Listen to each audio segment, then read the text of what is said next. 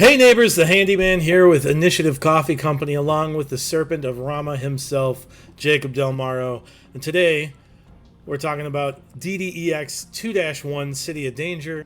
This is another 5 mini 1-hour module adventure featuring elemental focuses of air, fire, earth, and water, capped off with an escort mission that sets up the future of Mulemaster and Adventure League canon. All the missions start in the Saj Estate, where NPCs come as day labor.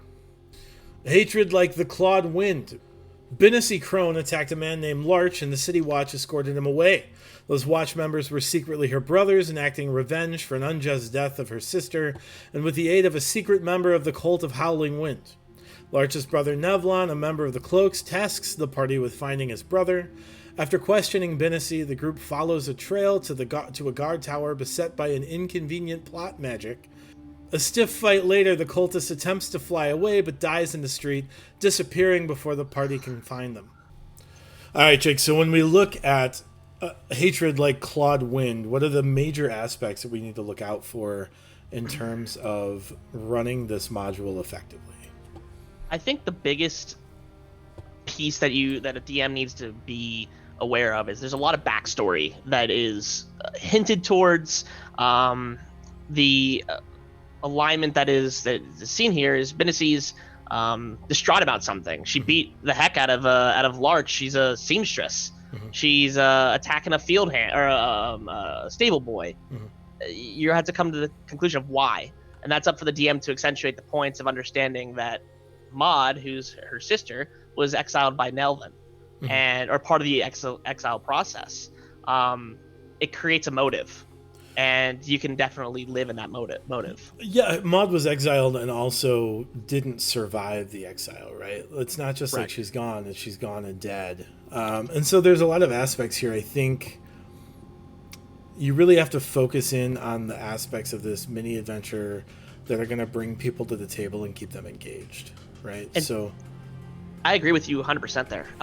The other thing to make note of is they're not giving you just the Cult of Howling Hatred right off the bat. They're disguising who they're working in cahoots with. They're saying it's a cleric of Tempest, right? And which kind of fits the bill. It's nice because the storms and the like, and you have the Cult of Howling Hatred working right next to it. So that's definitely something to lean into.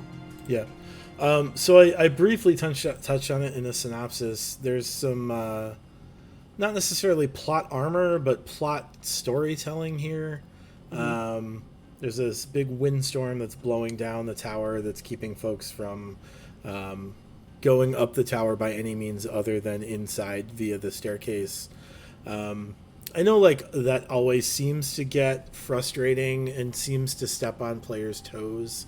At level 1 and 2, I don't know what other resources are available. I guess you could climb the tower, but it's not like you have a fly spell that you can just shoot up the tower aside from that plot armor. So I don't know why it's entirely necessary to be there. It could be replaced by just a very challenging athletics check to get up that's not accessible for a tier 1 party. Yeah, I agree with that. I think the point that they prove, and I don't know if it's necessarily seen in the other mods, because it's kind of hard to replicate the other cultists or the other areas in which the cults decided to pick their origination. Mm-hmm. But having a storm brewing and then also directly including a potential, they don't know about the Cult of the Howling Hatred. It's never actually explicitly mentioned. Sure. But having a storm roaring, I guess it seems aggressive. It seems aggressive to have a deity or someone summoning the power to make it so something's. It's extreme, but it's a good extreme for a first-time experience. Yeah, and it's thematically appropriate. It fits with the cult. It fits in the larger seasonal narrative of Prince of the Apocalypse and everything else. So I guess it makes sense. I just anytime I see a situation that's the party can't overcome this because magic, I get a little bit leery. So if I were running this, I probably wouldn't expressly say magic is going to keep you from climbing this tower. I might just, you can try to make an athletics check. It's not good enough. You don't make it. It seems like the only way you're going to be able to get up this tower is by going up the inside, rather than like expressly stating like it's plot armor or whatever. Yeah, I agree, 100%. Yeah. I think this is a good spot to say, hey, it looks really tough. Like maybe you make it, maybe you as a DM, if you're brand new running it, or you pick it up and you got an hour to kill with some friends, like you don't say the words plot magic, but at the same time make it enough to the point where if they have a natural 20 and they've got, I know that doesn't expressly mean success, but hey, if you get a 25 and you got to deal with the fact that you're going up there alone. I mean, that's the other thing, right? Is like, at some point you're splitting up your party, right? Because even if like there's a fighter who has real great athletics and can hit the arbitrary DC you've invented, sure, there's the cleric in the back in heavy armor who can't, right? Yeah. Or the sorcerer or the rogue who can't necessarily get up, So ultimately, you're looking at player choice there and how that will play out. And I think any exploration of player choice is going to get more praise from me than focusing solely on the author's intent. Sure thing. So, anything else about this? It's a pretty straightforward, little mini adventure. I like it. By and large, I think it really sets the tone for the season. It opens up the module in ways that, like, for new players can be exciting. It's very dramatic. I don't think so. I think the one part I would mention in the final combat is that there is an important portion because they have 4 brothers there, and they have this priest, and the priest is not, you cannot attack him. Sure. But how it's described in the mod is, it's important to say is, hey, the reason why the storm is happening is actually because of the vengeance and the revenge factors that's being channeled out of the emotions of the brothers. Oh, I guess that is a good point that we didn't really bring up, right? Like the energy of this storm is coming, like it depletes as the someone brothers dies are eliminated or removed. And I think that's something that would be a cool little thing to add, because on multiple occasions I've had players go, I'm going to attack this guy.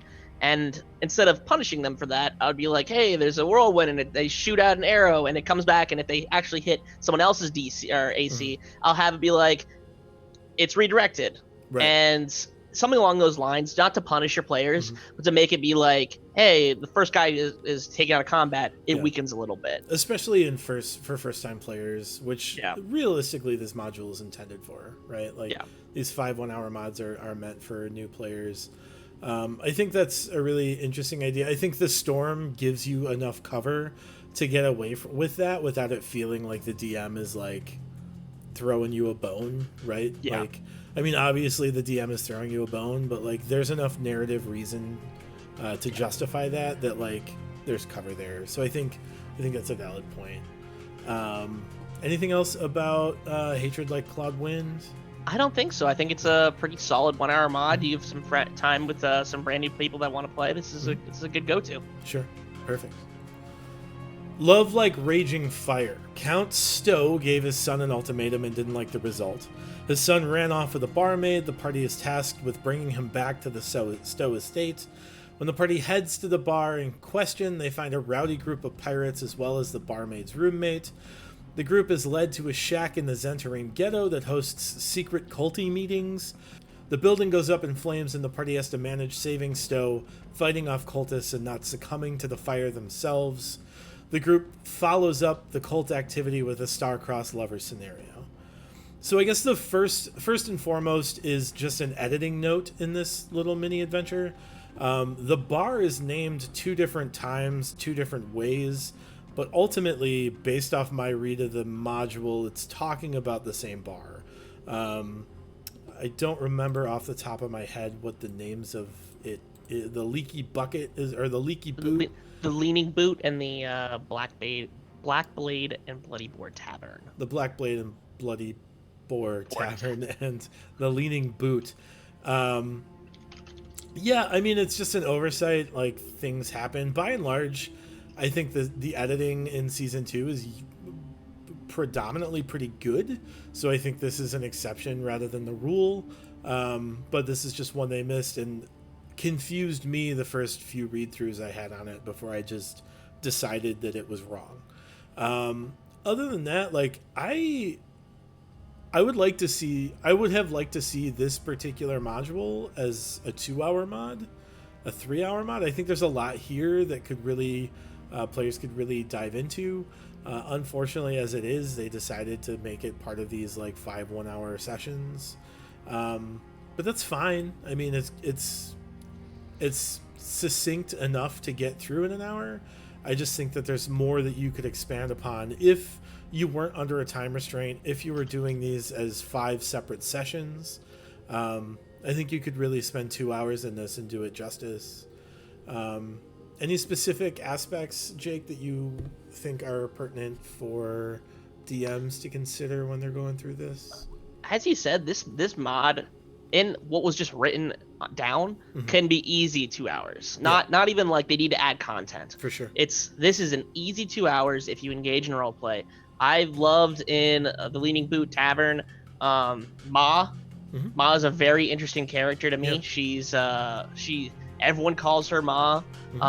She's an interesting person that is willing to give info. She's the person you're supposed to reach out, or you find, and she opens up her lips when she's got coins on willing to give out coins. Yeah.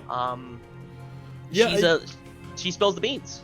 Yeah, and I think like the strongest part about this mini adventure is the characters, right? Whether it's Ma, whether it's Mixie, whether it's young Stowe, like there's a lot of characters going on here. There's a lot of like recognizable character tropes as well. Yep. That star-crossed lovers scenario, I think, especially new players can relate to. There's a lot of RP potential in this module, which is good and bad, right? The cutting edge there is like if your players are going to engage in RP, it'll be a really rewarding experience. Yep. If not, they're going to rush through it, right? And like that's all going to depend on your table, how comfortable they are. By and large, I would say like most veteran players are far less comfortable with role playing than a lot of brand new players who are just looking to like jump in and like run away with it, right? Yeah.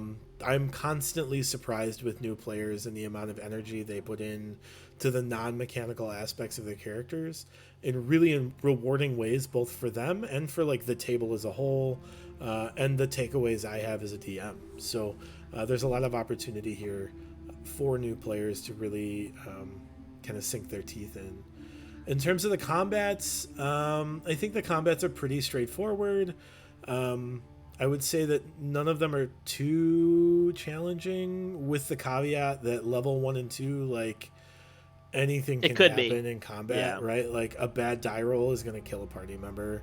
And that's fundamentally why I would stress like pushing the role play and non-combat aspects in these mini adventures, because they're aimed at such low level that you really want to give your players the best chance of having a good time. And your first experience in D&D being killed in the first combat is probably not that, right? Maybe you don't come back after that. Anything else about Love Like a Raging Fire? Honestly, I would say there's not too much. I can see it as a way that in the bar itself, in the Leaning Boot Tavern, if your players are going down the roleplay route, they should be awarded with, if you want to, with checks. If you start bothering Mixie, she starts getting a little squeamish. You should be able to give your party checks, perception checks, whatever it may be. Hey, people are aware of her, stiffening up like a board when you start mentioning different names.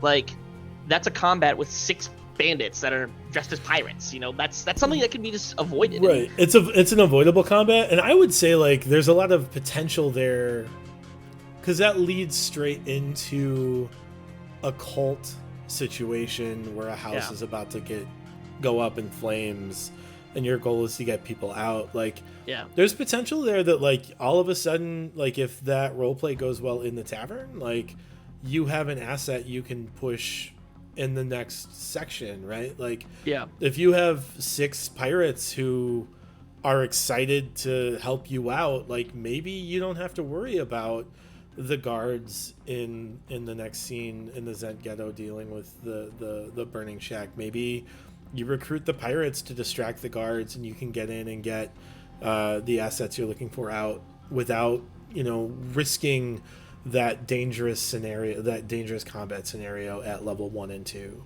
Award the role play. I mean, that's the biggest thing. Yeah. Make on the fly adjustments. You know, that perfect example, the bandits. Yeah, Mm-hmm. I wouldn't necessarily thought of that, but at the same time, that's an awesome example. It'd be like, Mm-hmm. hey, if you do it well and you're rolling outstandingly, or your character's playing their way through it just well, skip the combat. Not worth it. Make the checks matter. Make them resource. Yeah. Like if they roll 4, they're not gonna get it. They roll Right. 20,000, they're gonna get it. Mm-hmm. So, especially if they've been greasing the wheels, there's some discussion in the mod about like if you buy drinks and buy rounds and treat Mixie well, like ultimately it's a group of pirates who are like there to defend Mixie and her honor, I guess, whatever that means. But they're predominantly interested in making sure she's safe and taken care of. Yep. Like if the party does that and proves that they are interested in not making things more difficult for her, I think it's reasonable that those pirates would be excited to help them out and avoid future scrutiny, if nothing else, right? Yeah. Yeah. Anything else on Raging Fire? Something that I think was missed in the mod was reconnaissance. Sure. I don't want to harp too much on it, but there's something that you can lean into a little more. Naturally, people are going to want to, if they're going to a place that is maybe a cult gathering, they're going to go, the first thing I've been asked multiple times was, hey, can we like look around? Can I get on top of a building? Can I see into it? Whatever it may be. I think you have to make some on-the-fly adjustments because it rolls into combat very quickly. But if you have a successful encounter at the bar, maybe that's what you reward them with. You give them a little bit of you keep the role play going. You keep the character agency going instead of being like, there's 2 thugs out here and they tell you to sod off. And that's kind of the exploration component, right? Yeah. Which I think gets overlooked. There's a big push for role playing components. Yeah. In current D&D and AL, D&D overall and AL specifically, and I think what gets overlooked there is that exploration components, which doesn't have to just be traps, right? It doesn't have to be like dex save to avoid this trap or disarm it with thieves tools. It can also be reconnaissance. It can also be survival checks. It can also be athletics and acrobatics checks to avoid situations. I think one of the most telling parts that you can get out of kind of reconnaissance in this section is the fact that like this is a rundown shack that's on the verge of falling apart anyway. You know, Monday we had, you know, a character Kool-Aid man his way through the wall, like, which is like silly and like whimsical or whatever, but like ultimately like you're looking at your players and you want to push toward the things that they're excited to do. Yeah, it's an exciting encounter. It's an exciting check. He was wildly successful with it. Like, it's those moments that are going to bring players back to your table, rather than the moments of like grueling combat where people just get bored rolling dice. I could not agree with you more. The more, even as a DM saying, does a 23 hit you? That is the most boring. When I can have, if this might be more on the way of combat as a whole, but in tier 1 combat in general, being very aware of like, I swing my sword. Don't, if it's getting to the point where you're 3 rounds in and everyone's like, I have +2 to hit, well, it's a 6. Like, and at some point there becomes a point where like success is a foregone conclusion. Yep. And all the cool things that characters have wanted to do in this combat scenario, they've gone ahead and done. Yep. So really, like, there isn't a lot of benefit to like finishing out the combat as written, right? Just like people run away, or like maybe somebody had less hit points than the sheet indicated that they might have. The important thing is to keep things moving and keep things fresh and exciting. Yep. And like another round of I swing, I hit 6 damage isn't the way to do that. Other than that, I do like the thing I like the most about this combat is the goal isn't combat, right? Like the Yeah. goal is not to eliminate cultists. The goal is an extraction. Yep. So I know in season 1 I talked a lot about like having your players keep an eye on the mission, and that comes to play here as well with like Yep. it doesn't matter if you kill the guards or incapacitate the guards. What matters is like getting this noble out of this building that's on fire and getting him away. And if you have to take a bunch of disengage actions to do that, and you don't throw a single attack, cool, fine, let's move on. You know, Kool-Aid your way through the wall. Kool-Aid Like, your way that's- through the wall. Like Yeah. that's just how it is. Like, and I love it. It's you knocking out or killing these guards is a tertiary objective. Right. That you're not rewarded for, right? Correct. There's no like extra rewards for like bringing in a hostage. Yeah. So I mean, just stay on focus and let your players know that like the mission is the mission, and the things you do to get there are what determine like your alignment and your character background and those kind of things. Yep. Yeah. Anything else with Love Like a Raging Fire? I don't think so. I'll finish out with an awesome star-crossed love, and then you're done with the adventure and move on to the third one. Yep. Envy like crushing earth. Ne'er-do-wells are vandalizing a tavern. The group is tasked with finding out who. Conveniently, a member of the Emerald Enclave crashes through the wall in the cellar while the group investigates.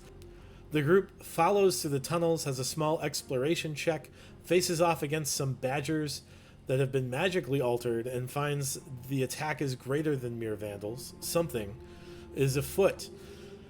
This is probably the weakest of the 5 mini adventures, if I'm honest. And I don't mean like it's bad. It just like it has the least like clear connections with a cult. It seems the most contrived. Honestly, I don't mind the beginning. They Sure. make it. We have Krumeg showing up, and his tavern. He's like, things are being vandalized. And you're like, okay, cool. I'm gonna like maybe do reconnaissance. Yeah. And like the reconnaissance quickly falls apart because it's like people like. I've had my players go, hey, can I like go scope out what buildings are next? And I'm like, there's a law firm, there's a taxidermy shop. Like Pick it has no, something, yeah, it there's doesn't nothing there that adds value to the outside of the tavern. It only leads to like really the inside of the tavern, sure, right? and like he won't. Krumeg is not willing to go downstairs during hours. Like he's got the most bumpin' place in town, like standing room only, and it's clear like that they've covered the steps to validate why it's busy, but haven't done the steps necessary to like the outside. Like Sure. if my players want to look, I'm gonna tell them to look, but then I'm gonna tell them, oh yeah, it looks like some guy's working on taxes until 2 a.m. But like none of the action begins until it's a time constraint where you as a DM force the event to happen. And like there's nothing the players can do to like expedite that, right? Like the biggest issue I have with this mini adventure is like the progression of the module depends on the players saying we wait until something happens. Yeah. Are you done doing anything? Yeah, I'm done. Like, And then that's when it sparks. I don't like that. I think that's all of the exploration you can do doesn't really lead to anything. The you can't roleplay prep for aspects anything. in the tavern don't lead to anything. I mean, you can make it lead to something, right? Like maybe there's a cultist in the tavern that night, and like you throw him in, and players can interact with him and get a clue. But that's ultimately DM homework, right? That's not in the mod itself. Maybe the exploration components, like you can find a weak point in the wall that is going to be the hole that the Emerald Enclave crashes through later. And even then, it's like it's a solid dirt wall. Yeah, like, what would even make somebody do that? Like, I guess it's a time-based event, or it's everything is dependent on the players saying, "I guess we wait." As you said, I guess we wait.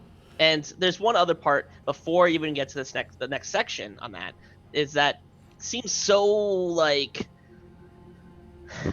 convenient, I guess is what you'd call it, is if you go down to the cellar, which our party did on Monday, and they said after it closed before Krumeg left and was like, good luck, our party member goes, "I'd like to search the cellar," because he's not willing to open it. And it's just a normal cellar. It's got extra stuff down here. He's got like bottles. He's got a convenient 200 feet of rope. That's a lot of rope. Like for a tavern, to randomly have in their yeah, I don't know what you need it for. Maybe if they had like more like a defined, like they have a pulley system to pull this stuff up out of the cellar. They didn't have any mention of that, and I had to bring that up because I felt it was so convenient. Because the next part, which I'll come back to, is like, boom, someone else Kool-Aid Man's through the wall. Right. Everyone apparently wants to do it nowadays. And we have a Emerald Enclave person coming through going. Yeah, it's frustrating. Them of problems. It's frustrating because it feels like the only way to move on in this as a player is to give up. Yeah. Like it feels like giving up in terms of like getting the story to progress. And like when you're dealing with, as we said, like this is intended for new players. And when you're dealing with new players, like that's not the way to highlight all the great things that can happen in the game, in Adventures League, and even in this module, right? And so it's just frustrating to see like that contingency in place with like, well, once you give up, then we can move on. Now I don't like the option exploration of that. I don't like where they're saying like, and it is a viable option in D&D is waiting, but not in a level 1, level 2 setting, not in a 1 hour setting, because people are going to get frustrated. Not in a 1 hour level 1, level 2 setting where like the goal is to like allow players to explore what they can do. Exactly. Right? When the thing they are supposed to do is nothing. Yeah. It just gets a little bit frustrating. And then as you said, like a hole opens up, there's a big sinkhole leading 200 feet down, which is conveniently the amount of rope that is in the basement. Which is not mentioned unless it's mentioned upon the sinkhole starting or happening. Right.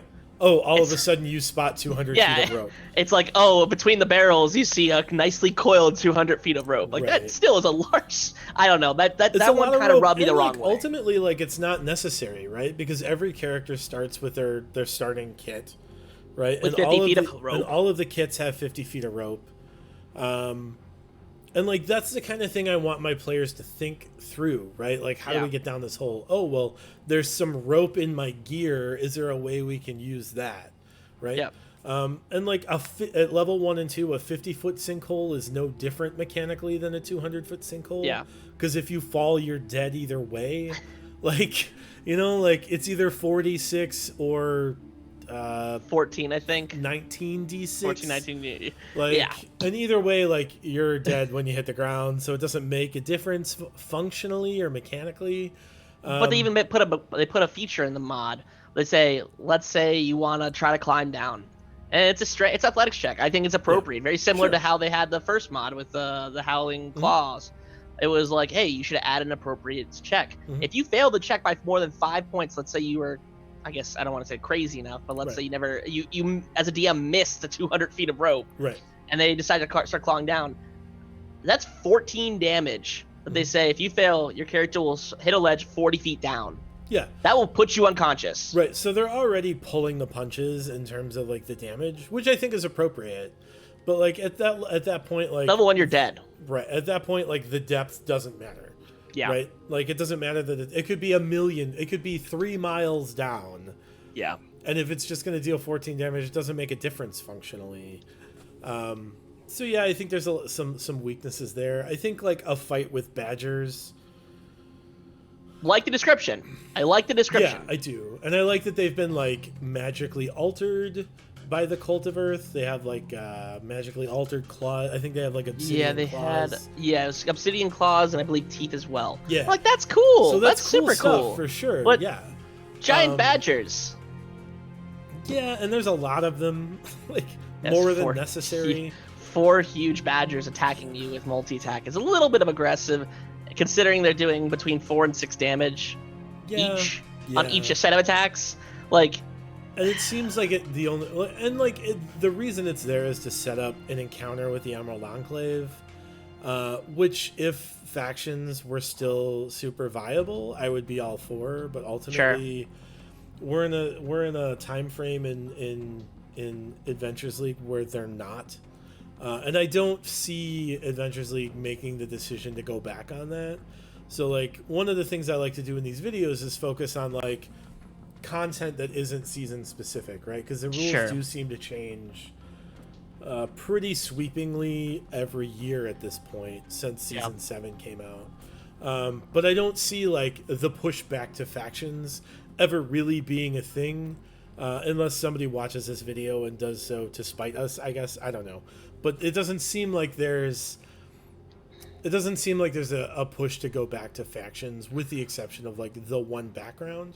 So like, or a wide sweeping overhaul, right, which I think that was part of the, which I'm pretty sure that was part of the original reason of reducing, just for content's there, information's sake, was they couldn't get enough info or couldn't get enough mileage out of it that they wanted to get out of it. So like, I don't believe that the mini adventures have like a taste of the different factions available, but not to the degree where like you're first addressed by a gnome who's like, name yourself, and you're just like, okay, like I really want to deal with you. Like, and like maybe it's valuable that they're still there, right? Maybe it's valuable that like the factions didn't go away, they just stopped communicating with their agents, right? Like, so maybe like having an Emerald Enclave member isn't a bad idea. It gives the players an idea of like, oh, this is a thing that exists in this setting. Like there are factions abound. There are like people trying to like save the world, presumably Harper's, whatever, Harper's, Emerald Enclave, Lords Alliance, whatever. But ultimately, mechanically, it doesn't really have an impact. And in terms of like the current narrative of Adventures League, the factions aren't super valuable or viable. They went into hiding after events in season agnostic that happened in Molemaster. Which is a later topic, but that's what caused this to happen. And I struggle, I guess, moving forward into it, that you have 4 giant badgers, you get some information, you get a note that says pretty much keep attacking this building that's above you, and then you run into an Ankeg. That's not, after dealing with 4 giant badgers, your party's going to be looking worse for wear, a lot worse for wear. And then you're telling me to hit them with once again, CR2, but they still have an acid damage that does 10 or 5 damage depending on if you fail or pass. That's a line. Like, I just really do, like, it's a combat mod. I don't know how I feel about it. It feels very shoehorned in. It's overtuned. The Ankeg seems to be there just because you're in the ground. Yes. Like, I feel like you could probably, if the module would not lose anything if you cut it after the encounter with the Emerald Enclave member and the Badgers. Like, you could cut out that Ankeg fight altogether, save yourself 20 minutes, 30 minutes, maybe you get to that 5th mod in a 4-hour slot. Maybe get to the 5th mod. I think that's probably, if there is a place to cut in 2-1, not necessarily just this mini adventure, but the mod overall, this is definitely one that could be trimmed out without a lot of impact narratively, mechanically, whatever, and still leave the players thinking, feeling like they've been successful rather than like they've just barely survived. I don't think tier 1 or level 1 or 2 specifically is the place where you really want to test your players' resolve and be like, oh, we really pushed you to the limits here. I just don't, it's not the way to bring people into the hobby, I don't think, for most players. Anyway, anything else about Envy of the Crushing Earth? I feel like this maybe transcends the mini adventure beyond. I think that the cult of Crushing Earth kind of had I feel like compared to the other 3 cults, felt very storyline poor. In the modules, for sure. I think they have a lot of cool stuff associated with them in the Apocalypse. I just felt like coming to mind once again, that's in a different video, but it felt very kind of like they didn't know what quite to do, and it reflects here, but it reflects also later on in the series that is season 2. Yeah, I agree. So moving on, greed like fathomless water, Dolores' sister Lyrene has gone to join the Zentarim, and despite being a poor swimmer, is being tested at the last drop, a shrine to Umberlee. When the party investigates the site, they find a Zentarim agent that gives them the rundown and recommends the players investigate. Lyrene has been gone for 12 hours. When the group dives in, they are not faced with the expected athletics checks to swim, but rather a series of exploratory checks and saving throws. When they find Lyrene in the Grotto of Death, they're faced with a pair of puzzles and the rising water threatening their survival. Failure at the puzzle also initiates a combat scenario with the Grotto's defenders. After completing the puzzles, the group can catch a swift ride back to the surface. There's a lot of cool stuff here, right? Like, Yeah. The introduction of puzzles is one that I'm really excited about. I think puzzles are often overlooked by the main season modules, kind of overall, seasons 1 through 9. Spoiler alert, we're recording this during season 9 in the time of Corona. I think puzzles are pushed harder in the CCCs because I think it's a known kind of weak point in the seasonal mods. The issue becomes the puzzles become tricky because it depends on player knowledge rather than character skills, right? So this is one of those situations where like intelligence checks of 10 or better give you hints on these puzzles, which sometimes is super important. You know, I've run this mod where it's taken an hour or more to get through these 2 puzzles, and the party is faced with wave after wave of Grotto defenders until I just stop throwing Grotto defenders at them because it's just more of the same. On Monday we finished in 10 minutes because 10 minutes, because one of our players was like, the puzzle is solved by a butt with 2 antennae. Right, and if you look through the mod and look at the solution to the puzzle, like, yeah, that's exactly it is exactly what it that. is, you know, some of the hints that I would point toward. Whenever I give hints on puzzles, I like to start off abstract and then kind of as things progress, get more and more specific. My first hint would be like focus on the script of this puzzle, right? Like it specifically talks. Going into the one that's based off the numbers, right? It specifically talks about a mirror. Oh, I guess the other thing to keep in mind is in the module itself, there's another editing issue where the clues for the puzzles are flipped, right? Mm-hmm. So the first one is actually focused on a mirror, and then the second one is focused on like rotating currents or something. But the one that's based off the number, the mirror is the focal point. It gives you the numbers. You're supposed to come up with 6, like a pair of mirrored 6s, and that's how you figure it out. So like clue number 1 would be like focus on the script of this puzzle. Like clue number 2 would be like the mirror aspect seems to be important. And then like if they're not getting closer from there, like I don't know, maybe like 3rd or 4th clue might be like, oh, that looks like a couple of 1s, you know, like it sucks to like break it down that far, but if you've got a table that's really struggling with it, I think about like my junior high tables that like don't necessarily have kind of the spatial awareness developed to really pick that out. Like that one kind of looks like a 1, might not be, it's not obviously my first clue to go to, but it could definitely be in the list of clues like 3rd or 4th down the line. Sure. For the second puzzle, it's like 2 rotating circular aspects. I don't know, like coming up with clues for that is a little bit trickier just because like it is what it is, but looking at it, like maybe there's more than one thing going on here. Could be like 1 clue, focusing like something about currents, independent movement or like something like that. Rotation versus revolution might be a clue. You know, the inner part is rotating while the outer part is revolving around it. Those kind of clues are, and that's the risk with puzzles, and I think why the season canon modules avoid puzzles by and large, or don't necessarily intentionally avoid them, but they are not common, is because it's going to be entirely determined by your player's ability to essentially metagame the puzzle, right? Like, this isn't about your character's knowledge, it's about your player's ability to come up with a solution. I think that brings up a very interesting point. And I don't know necessarily it's tier 1, but it could be. You have a wizard with a 16 intelligence. That is well above that of a commoner.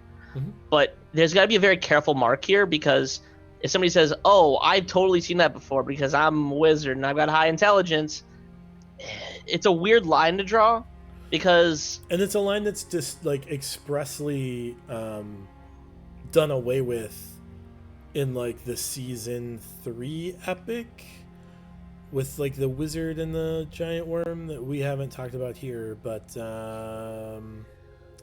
where you fight with the dwarven army and there's like a puzzle box. And they're like, no, you can't just roll a check to solve this. Like, you as a player have to come up with the solution. And I think that's fair, and I think it's reasonable to bring into this.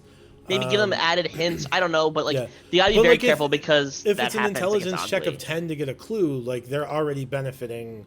Like, the chances of them failing to get clues are pretty limited. So, I think, like, spend as much time with this as you feel like is appropriate.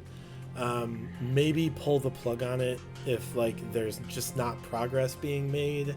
Like I said, that first puzzle, like, maybe numbers are involved is a pretty obvious clue. Once, like, you say that, like, all right, well, if we draw the focal point vertically here, that's the last clue. Honestly, that's like that's like the saying, like, hey, I'm not giving you anything else. Like, that you can't solve it off of that.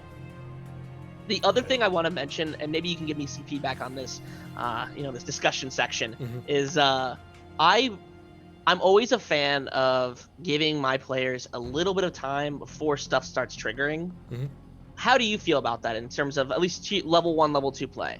Because you said, hey, if they mess up, the stuff starts going wrong and awry very quickly. And, like, you have 12 hit points, you get 3 of those, you're down, and then you got Grotto Defenders showing up. Yeah, so I think the highlight here is that the Grotto Defenders don't show up until they've made a wrong guess, right? Yes. That's what summons the defenders. I might make that the cue for the water as well. Sure.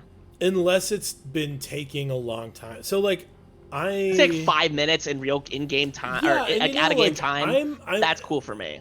In season one, like, DM tips, I brought up the notion of having a timer. Yeah. And this might be a situation where I bring that back, right? Like, I'll set a timer for 5 minutes. If that timer goes off before the players have made a guess, stuff starts happening. The water starts, right? If they've made a guess beforehand and it's wrong, that's when the water starts.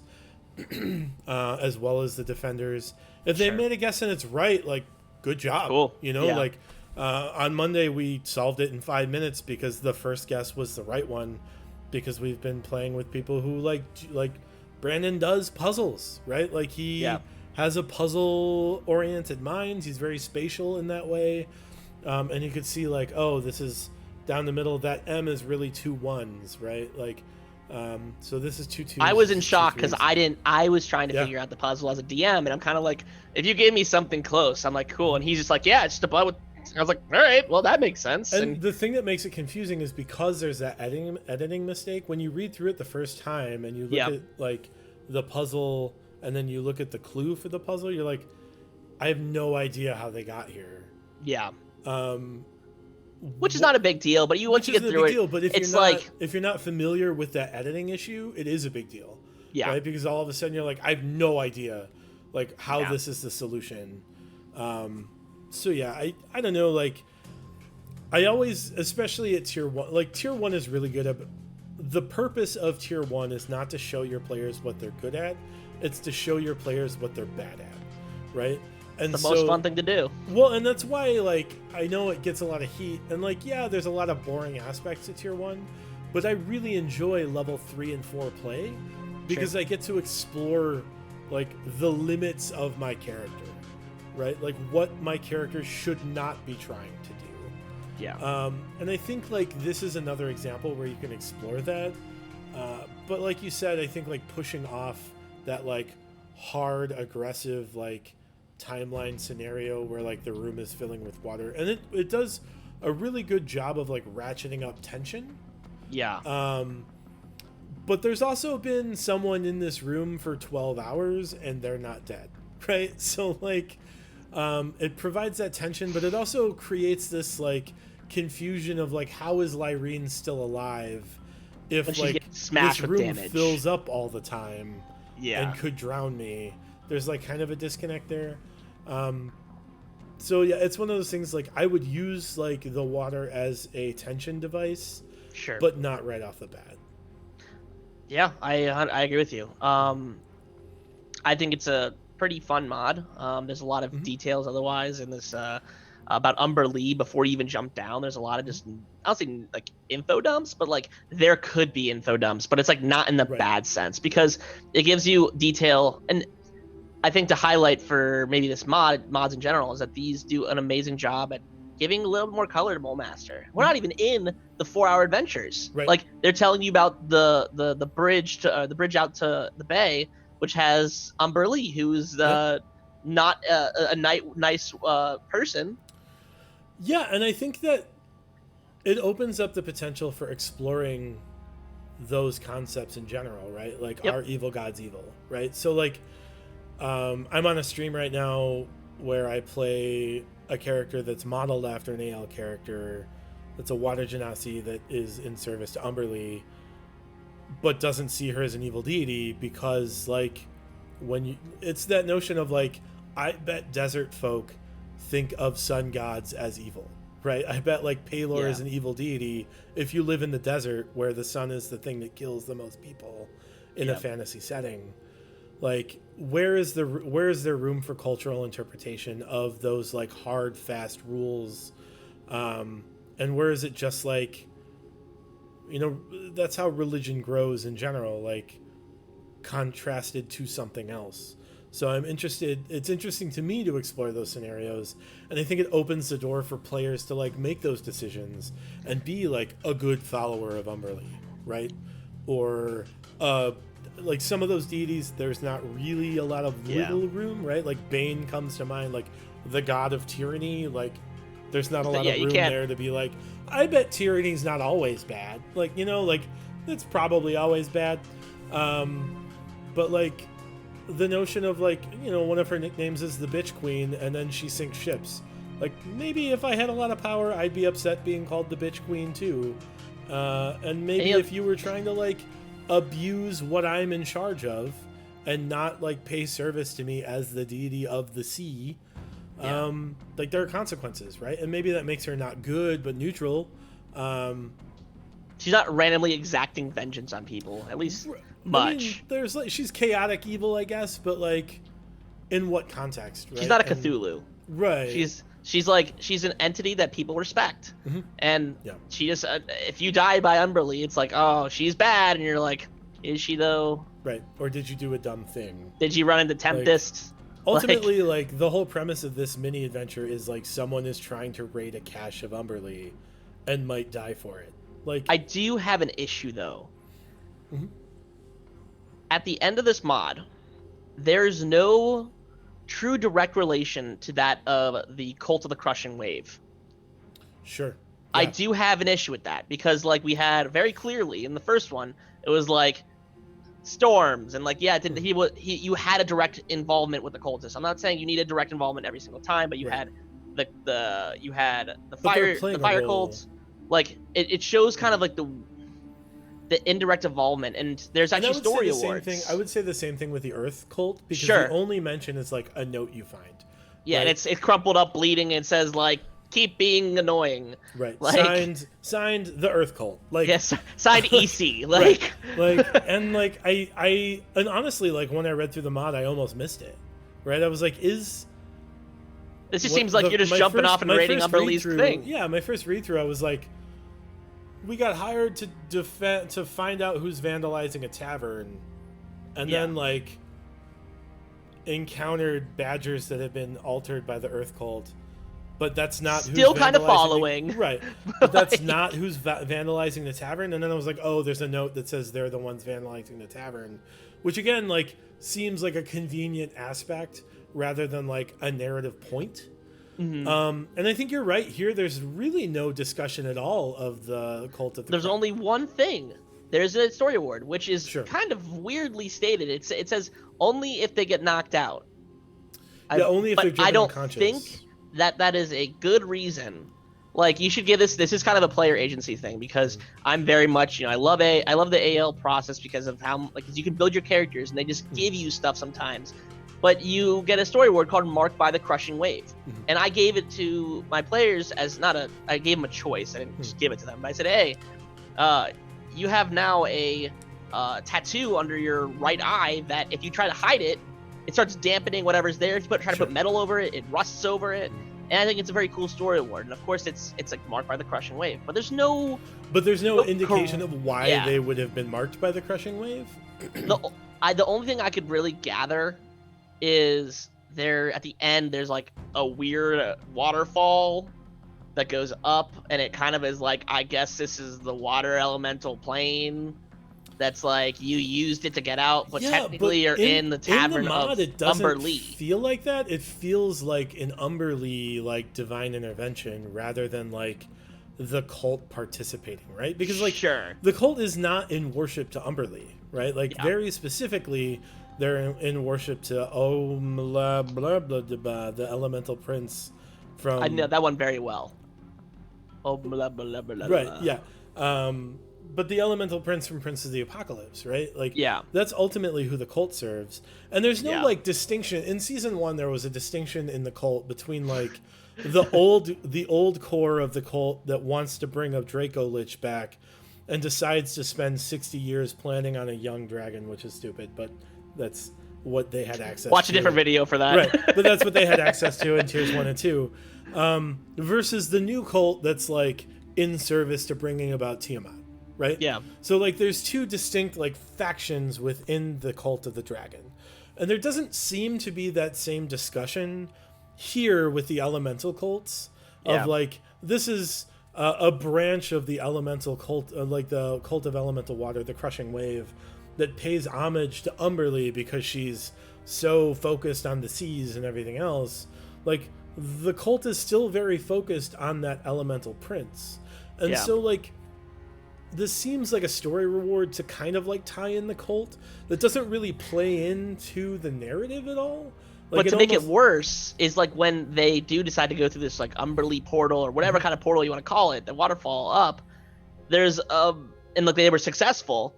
They didn't die or anything, or didn't get knocked unconscious. Your players get teleported at the top of the last drop, that bridge, and on the right next to that, the mouth that's like shooting out water is a vial and has potion of water breathing. And then even in the mod, it says perhaps a gift from Umberlee, and it's like, who's what are we talking about now? Are we talking about the cult of Umberlee? Or are we talking about the cult of who are we talking about? Like, I mean, I like the story. I like wish the story there too. was it something. just like doesn't necessarily fit with. And like, I haven't gone through and read all of the mods for season 2 yet. We're on mod 3 we're running tonight. So I don't know if like I don't know how it fits into the rest of the season, but it doesn't seem to fit in with the overarching narrative, right? And it's unfortunate, like, because I like this mini adventure, but it just seems like there's like small adjustments needed.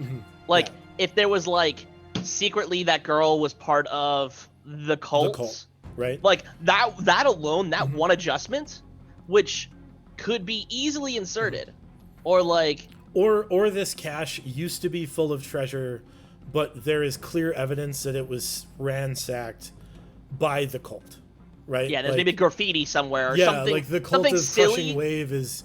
It's just a big wave. It's just like one like little. There's like a specific icon. For each of the cults in Prince of the Apocalypse, like you shouldn't have to buy that book to know that stuff. Like we're recommending adding stuff in that like make a sigil, whatever you want it to be, right? But like maybe if there was some notion that like, well, maybe there's a tattoo, maybe like there's some notion that the cult is going through and ransacking caches dedicated to Tempest Umberlee, domain or whomever deities, not just Umberlee. Maybe they're like going to like Slight other affiliations. water-based gods and taking like stuff from those caches as well. Sure. And that leads to like this notion that like somehow this cult is integrated, because ultimately I don't think like the intent here is to suggest that like Umberlee supports this cult, right? I think it just like seems that way because of this story reward. That's a really cool story reward, but doesn't necessarily like fit in with this mini adventure or the overarching story, and so therefore becomes kind of like narratively disappointing, if not like individual character wise very cool. I honestly, with all the things you said, I agree. If there was like a small adjustment, you could put a small little like, like tunnel snakes rule, but like kind of like an with the Prince of Apocalypse water equivalent, like if you put like a little sigil in there that says like we've taken the stuff, or maybe Lyrene is trying to join the Zentarim, but she's also part of the cult and trying to be an infiltration mission. Just small changes like that could make this adventure like you're doing more work as a DM. Like I know that putting a tattoo on her could like cause a full different story, but that alone would be a driving force to be like, okay, well this whole makes sense now. Like just a small adjustment, and it really, in terms of DM prep, DM running this whole thing, that can make all of the difference. Like just a small added description. Maybe you saw her before she was knocked out. You had to do a medical like, oh please wake up. Water shoots out. You do that and you see like a little thing right here on our neck. That's like cultist for life. I don't know, like something. Something. It literally brings validity to the entire thing. And I love the mod. Mod's perfect. Love it. No questions. Sure. Fear like Dark Oblivion. The group is tasked with escorting a red wizard Thandrazi. Crowds get rowdy as Thandrazi moves through the streets. The group can calm down the crowd with persuasion, but other avenues are met with even more violence. Eventually, demons attack. When the group investigates the source of the demons in a warehouse, they find that cultists tried to manipulate the elements to summon them but lost control. The party has to seal off the summoning portals using opposed elements on them. There's another aspect here of like these focusing on mission rather than combat that I really like, right? So like I guess to start at the tail end, like the goal in this final combat with demons is to close portals, not necessarily to kill demons, right? Because ultimately like more demons are going to come if you just kill off demons in like an annoying kind of way.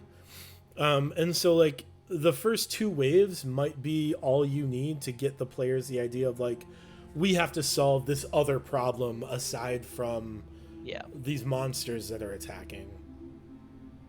And I think that's like another exciting puzzle, right? It's a puzzle in combat. Like, how do we solve this? Well, that's a fire portal with this. It's a firestone that has a portal to the Nine Hells, which again is like narratively disconnected, right? Like maybe the fire portal summons magma methods rather than demons. Like, there's a little bit here where I'm like, why are we blending content in ways that like aren't narratively relevant, right? Like if the story of this module and this season is about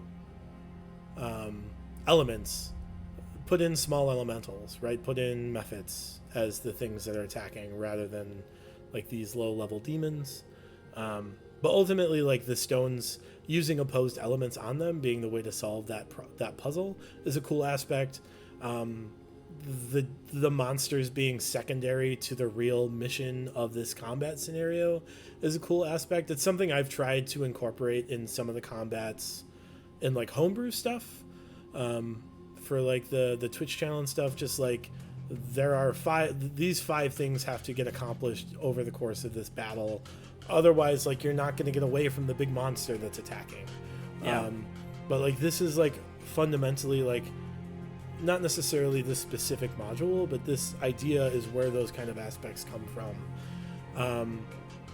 I think it's important to point out that this is meant to be the only combat scenario in this mini adventure. Like the crowd scene is just well, it's supposed to be a second one that happens in the crowd scene where things different kinds. Well, there's demons, but the crowd scene is not meant to be a combat scenario.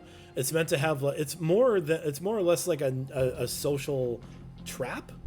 Because like if you fail the check, you take 1d4 damage, right? If you try to, I thought there was 8 mains that show up. Right, that's the demon in the combat. scenario. Yeah, and no, and then that's the first thing that that happens. Yeah, so you gotcha. You Back trace to the warehouse. demons to the warehouse. But there's a section beforehand where the crowd is just upset because you're escorting a red wizard. Upset at a red wizard. That's like a social trap, right? And that social trap is interesting to me. Like if you fail, you take 1d4. If you fail a persuasion check, you take 1d4. If you attempt an intimidation check because they're already on edge, you automatically fail and you take 1d8 instead. Like those are interesting aspects that I like to see, those kinds of things that like this, because it gives the idea like, oh, this is a combat scenario, and then very suddenly like it's a role-playing exploration like hybrid scenario instead. And it's an interesting like shift, right? Yeah. And then to save the combat for like these demons that like, where are they coming from? Let's solve the demons. See also, let's solve the elementals if you take our advice and change them and have the resources to do that. Really like kind of caps that off. Overall, this section is a little bit troubling because like I don't know where the Red Wizards fit in to the overall story. They do fit in terms of Mole Master because they become major players in Mole Master later on. So maybe this is the first step to kind of set those seeds. I would be surprised if Adventures League was planning that far ahead to get to like Red War from season 2, because Red War was after season 7. But like Red Wizards they're present. They're pretty iconic in the setting. Yeah. I think that there's a big thing to note is like, which we find out later on, she's really a Harper spy. Right, she's a Harper spy. Wow. You know, and that's like interesting. Like it's another way to introduce factions. Yeah. To incorporate factions. I think they've tried to get all 5 of the factions into this mod, or in the first 2 mods, which is like a noble attempt when factions were relevant, but now that they've been kind of neutered, like becomes not essential. Right. I would say if you're gonna go as far as looking for factions, I think that season 1 with 1-1 did a much more effective job because I believe that every mod had a faction like involved, but you had to be associated in season 1 when season 1 was running. Yeah. They kind of just like, I hate using the word shoehorn, but like it was like, well, this looks like a good spot. We should put a Emerald Enclave in the tunnels, and it's like, let's put a Harper in here. Let's put a Harper being a secret spy, and it's like, because we have these factions and we have to use them, let's throw them in here. Which I think is why they aren't around anymore, because they really didn't know what to do with them. Yeah, right. Like that's a different conversation to have. But I do like them. I do like the mod. It's not bad. It has, you already highlighted the hybrid encounters and of roleplay. Or of roleplay exploration, even into combat. Yeah. It's a really neat section. I just kind of going like, is that really where I want to put Threndrazi? You know, the Red Wizard and Harper and like, Spy. To some degree, this is to mirror the hard book, right? Like, because like in the hard book, there's the 4 cults, and then like Thasradun, right, who is like the overall elemental lord, and there's some mention to him. It plays back to like the Temple of Elemental Evil from older editions. The board game has more, like the box game that people buy to get the miniatures out of has some exploration of Threndrazi's, or not Threndrazi, but Thasradun as well. Yeah. I don't know, like they wanted 5 mini adventures. I get that.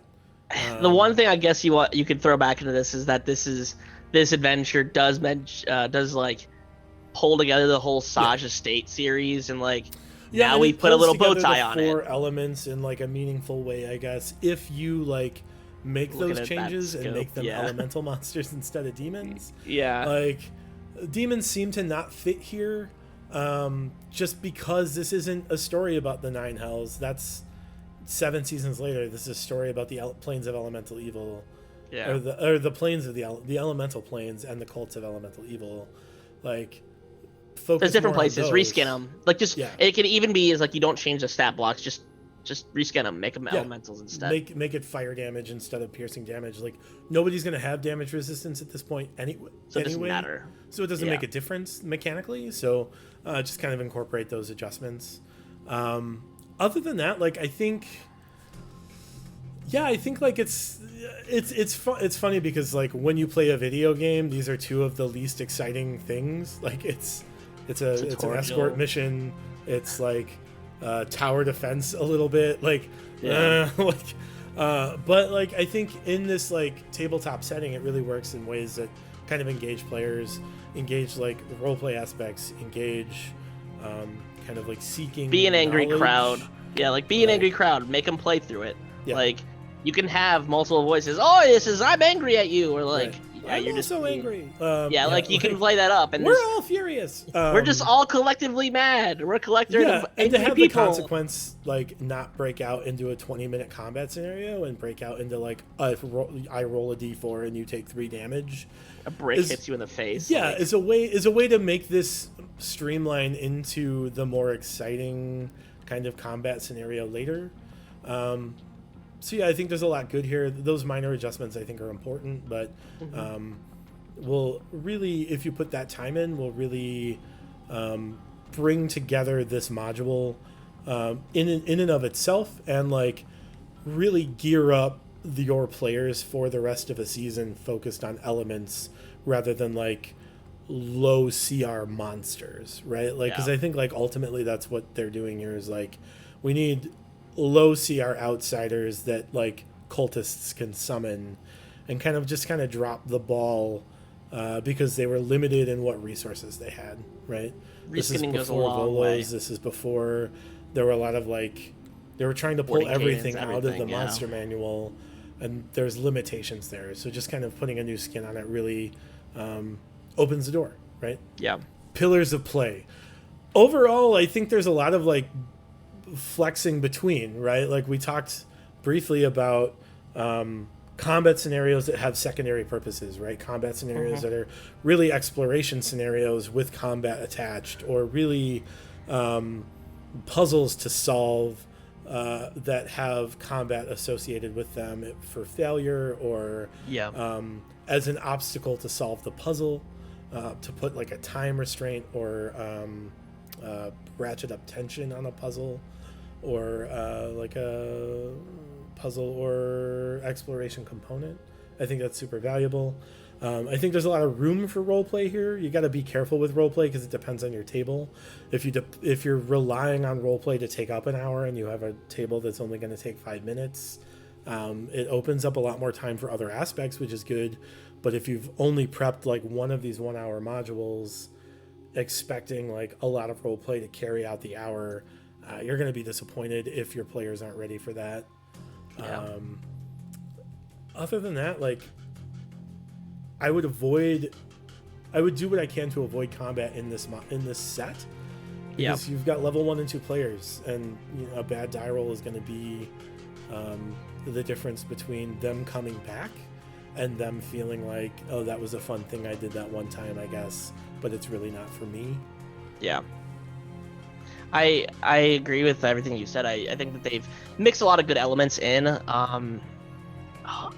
With the idea, I guess at the time, that this was going to be another capstone, or not, I guess a pilot for season 2, I think they did a good job of putting it all together. They got good descriptions. They've got memorable places, memorable people. They tied the story up in a nice little bow with the final adventure. And I think this is the first time they've really made the transition, because season 1, like the DDAL system was like an offshoot of the season 4 encounters, or the version 4th edition encounters. Oh yeah. Versus 5th edition, this is the first time like this is a 5th edition Adventures League product. Yeah. That is like, this is where we're going, right? So I think it really opens my eyes, at least, to show like where things are headed. In terms of like a system, a league, an organized play structure, season of adventures, a storyline. I really did like running through these, and then the knowledge of the other adventures. What I did like is that they did, whether they did it amazingly or not, they gave the opportunity to say, hey, we've got 4 cults. Mhm. Now we get to play with whatever cult we want. Yeah. And moving forward into the actual adventures that followed, that came after this, there was a chance you didn't explore the same one twice. Mhm. Or maybe it gave good opportunity. It gave a good, like, hey, Earth cult, hey, we're in the Earth, or like, hey, water, we're in the water. Mhm. Like, it wasn't like they were trying to hide motives, but it was nice because there were so many different storylines, because in and of themselves, the different cults have very different desires. Mhm. Yes, they want to bring back their ultimate control of the world, but like, they have different means of getting there. Mhm. And it's kind of you being the Scooby-Doo gang and kind of thwarting evil attempts by people to like take care of it. Like, hey, figure out why X, Y, and Z is happening. Oh, this cult's associated? Oh, cool. Awesome. Mhm. And I think they did a good job of giving you the softball toss into being like, now expect anything. Yeah, and season 2 gets a lot of heat because there's a lot of tier 1 and 2 play.